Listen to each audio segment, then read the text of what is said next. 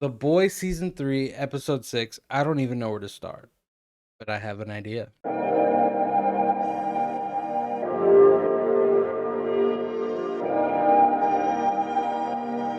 Hello, beautiful humans. Welcome back to Kickoff Flicks. My name is Chris Dean. I hope you are having a fantastic day. The Boys Season 3, Episode 6 will be nothing but spoilers throughout this whole entire thing. So if you haven't seen it, go watch it. But we're going to start off with teams for the most part. We're going to start off with Kimiko and Frenchie. Kimiko, for me, is number one in this episode because of what she did. I love how much she fought as a human.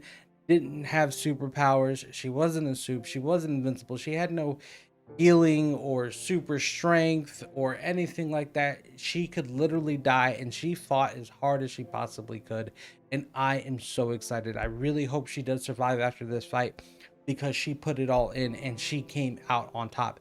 She saved Frenchie and it was masterfully done, and I really did like it because she just let it all out, all that anger, everything just in that moment, and I just loved it.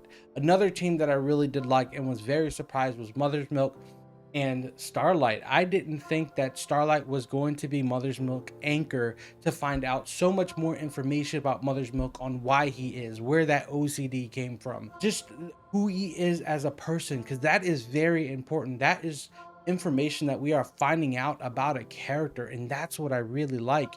It's his weakness, it's his vulnerability, and sometimes finding a vulnerability in a man can be very uncomfortable, and I just love seeing this fact that he is expressing himself as a character, and just to see where they're going to go with it, because this whole entire episode, Starlight was literally his anchor to say, hey, what do you want more? Do you want this revenge? Do you want to stay hooked on Soldier Boy, or do you want to save humans? And that was like a huge underlying draw for me. I don't know if that's what you saw, but that's exactly what was explained to me when I saw the episode the first time. Another team, which is Butcher, Huey, and Soldier Boy. I love this dynamic of the gloves are off. We're only going to do this only because I have information that you want and you have strength that I need. And I love that kind of dynamic, because it doesn't mean that they are friends. It doesn't mean that anything that they are doing exactly follows any rules or regulations. This is purely about using each other just to get what they want, so they can retain the word victory under their name. And that Geiger count, I don't know what's up with that, but I kind of feel a little worried for Huey bleeding from the ears, because if that's radiation that Soldier Boy is giving off, he is literally killing Butcher and literally killing Huey at the same exact time, but they just might not know that they are sick at the present time. All I know is you better keep that man calm, because the angrier he gets, the more he's pretty much like Godzilla at this point in time. And the last team, which we're going to be looking at, Vought, is none other than Homelander. He is literally by himself, and it is only Homelander. Nobody else really mattered throughout this whole entire episode, if you thought about it, when it comes to Vought. Not A-Train, not the Deep, nobody really mattered, only for the simple fact is that Homelander is on his own program and he does not know how to control it. And there's just the simple fact that he's talking to himself in the mirror, and then that character that's in the mirror, I hope stays in the mirror, because if what we've seen so far is just the human little speck in there somewhere in his heart, Homelander, that's the Homelander we kind of need right now. Because if we get the other one, listen, he's just gonna kill everybody. Everybody's dead. He's not even gonna waste, not even gonna think about it. Everybody's just gonna have a hole in their heart, because it just whatever was in that mirror does not care about anybody, and everyone is small to him. But those are the teams that we have right now set up throughout the whole entire episode, specifically for me. If you see anything different, please let me know down in the comments. Other than that, we're gonna move right on to this sex orgy. That was literally half the episode, and we are going to start off with A-Train. I am so glad that this man got his payback. I don't know if he's dead. I hope he's still alive. I hope in episode 7 they let us know something of what is up, because he got his payback. He was ready to release that anger buildup, because for the whole entire season he has been nothing but a punching bag. But speaking of punching bag, oh man, Huey punched him in the face, and I was so excited that he finally did a super punch and actually hurt A-Train just even a little bit, which took A-Train way off guard, because he had no idea what Huey was on at the present time. Either way, Another aspect that I did like about Huey is that he did, teleport, or can teleport, other people into different places, but at the same time takes their clothes. I don't know what it is about him not being able to teleport with clothes. He's like a downgrade version of Nightcrawler, but what, it's kind of cool. I mean, you're very vulnerable. I hope you have a lot of confidence when you teleport, but either way, I know everybody in this show does, because they didn't hold back. No, everybody was just naked, naked, naked, naked. Either way, I'm getting distracted. um I like the fact that they spent so much time on Huey and Starlight in their relationship, because not everything is perfect and they are showing this imperfection. And at the same exact time, it shows also another fact is that a man does not always need to be there to save a woman, because she's not asking to be saved. She wanted to be a hero. She knows the risk. She knows what she's getting herself into.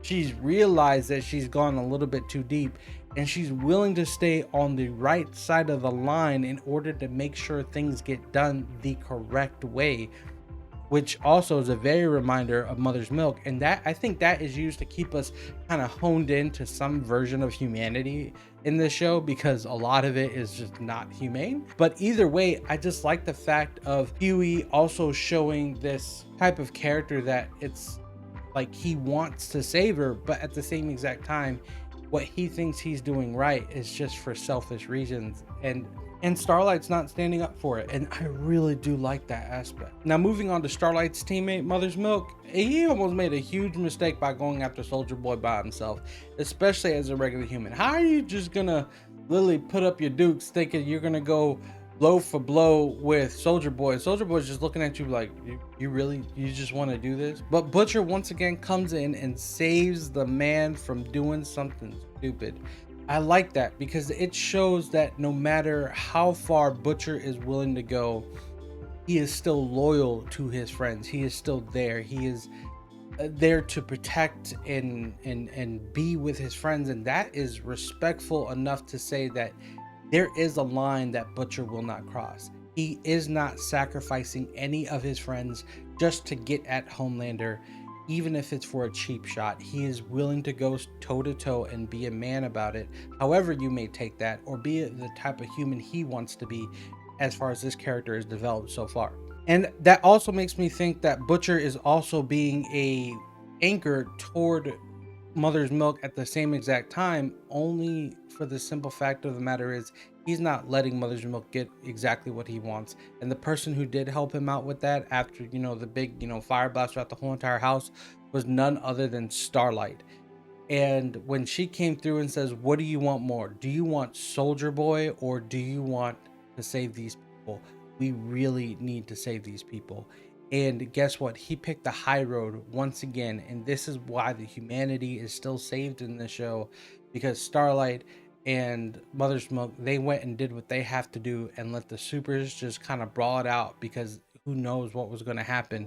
And just to be honest, even if he would have stepped in for a half a second, any wrong blow from either one of the characters, his head probably would have just popped off. Now we're gonna move on to this big fight. I'm gonna tell you this right now. This whole fight that happened throughout this whole entire episode, listen, I loved it. Soldier Boy was walking around like the big dick, and he just literally got chopped down. I will be honest with you, he is not the big man in campus anymore. Homelander literally put him in his place. But then again, now Homelander might have just put a target on his back as well, because you just whooped Soldier Boy literally from head to toe. Like, he was about to die if it wasn't for Butcher and Homelander finally going at it toe to toe. Granted, I don't think that fight would last very long if it was just those two together, because it looked like it was pretty much a one-sided fight after a second. But either way, when they started teaming up against Homelander, it literally showed two things. One, Homelander is beatable.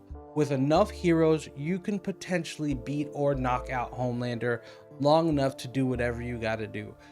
Two, Homelander is literally stronger than both characters put together, if you really do think about it. He was literally giving fist to cuffs fights. I kid you not. He just wasn't, no one was really holding back, and he put up a really good fight. And if you think about it, as many hits as Homelander took, If you look at the end of the episode, he only had like one miniature bruise on his face. That was it. A light bruise that'll probably go away within 48 hours. It's not going to be there forever. I mean, that's all it took, but he literally just beat the living tar out of Butcher and Soldier Boy. And Butcher was bleeding from the mouth if you go back and look at that fight after the first couple hits. And once again, we're gonna have to bring Huey back in, because guess what? Just like I said, his power is not very useful for anything, but either way, what happened? He's a big enough distraction. You just have to be at the right place at the right time, and if Homelander picks the right guess, Huey gonna be dead.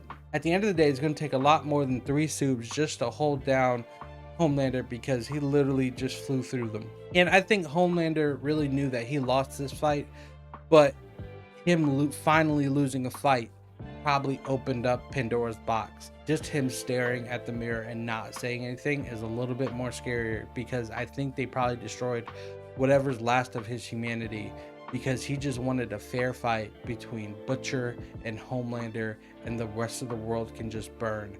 Butcher is literally just trying to make that come as fast as possible, and I cannot wait to see what's going to happen. And there also, by the way, there also is another miniature threat if you haven't realized, and that's the head popper, Vicky. You know what? The way she threatened Starlight and how weak Starlight is compared to her, and the fact that you didn't even see her activate her power just to make Starlight bleed is just so crazy. And at the same exact time, it shows you how much in control she actually has. And only if that was directed in the right direction toward Homelander, maybe things could be a little bit more different. But who knows what's going to happen. She's kind of like that all bought out, and I have a feeling that Edgar is about to come right back into the picture. But last but not least, if you didn't think I was going to talk about him, Black Noir, I told you he was going to come in out of nowhere, didn't I? Listen, the minute he found out that Soldier Boy was alive, and he just went into that elevator and just said, boom, and right there and just kind of cut it out and cut out that tracker, handed it off and said, peace, I'm gone. I don't want no part of this no more. He just disappeared. And I'm just trying to figure out why Black Noir is so afraid of Soldier Boy. Like, what can Soldier Boy do other than, you know, the fiery chest? I mean, I'm pretty sure Black Noir has a pretty decent healing ability, and he's a pretty good fighter, unless he's that much weaker than Soldier Boy. So I can't wait to really see what's going to happen there. I hope he kind of comes back in the next episode. But let me know if you think I missed anything that was very important throughout this whole entire episode. What was your favorite part? I mean, seriously, just let me know, like, what did you think about this whole entire episode? Because I just thought it was insane. I mean, it was definitely all about nudity in this one. And I give all these actors props for doing exactly what they did. And because I'll tell you right now, boundaries and safeties were definitely hopefully taken on the set for this scene, or pretty much for this whole entire episode, because that would be very important. Other than that, don't forget to subscribe, hit that like button, because it does help me out with that YouTube algorithm, and don't forget to click the bell notification for every time I post. You won't miss anything. And most importantly, don't forget to kick up and not down, and I will see you the next time I post.